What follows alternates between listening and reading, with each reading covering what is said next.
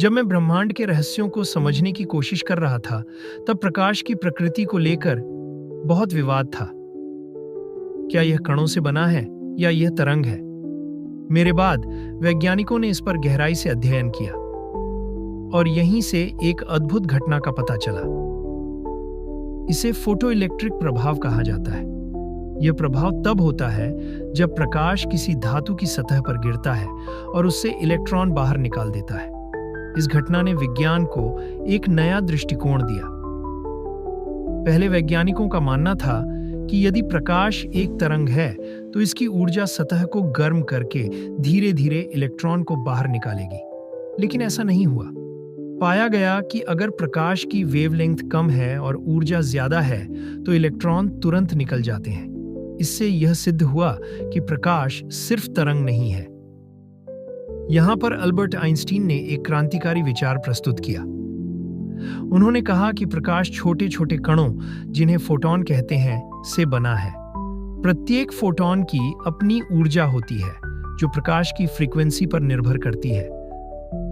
जब एक फोटॉन किसी धातु के इलेक्ट्रॉन से टकराता है तो वह अपनी सारी ऊर्जा इलेक्ट्रॉन को दे देता है। अगर यह ऊर्जा इलेक्ट्रॉन को सतह से बाहर निकालने के लिए पर्याप्त है तो वह बाहर निकल जाता है।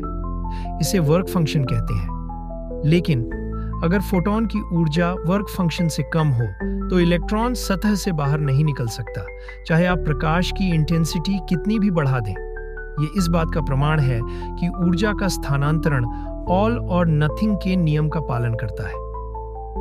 फोटोइलेक्ट्रिक प्रभाव में इंटेंसिटी का मतलब केवल ये है कि सतह पर अधिक फोटॉन गिरेंगे, लेकिन यह प्रभाव तभी होगा जब फोटॉन की ऊर्जा वर्क फंक्शन से अधिक होगी। इस ऊर्जा स्थानांतरण की प्रक्रिया ने यह साबित किया कि प्रकाश सिर्फ तरंग नहीं है, यह कणों की तरह व्यवहार करता है।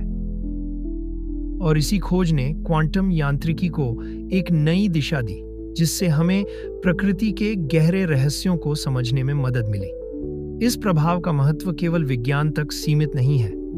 आज यह सोलर पैनल्स, फोटोसेंसर्स और अन्य अत्याधुनिक तकनीकों का आधार है।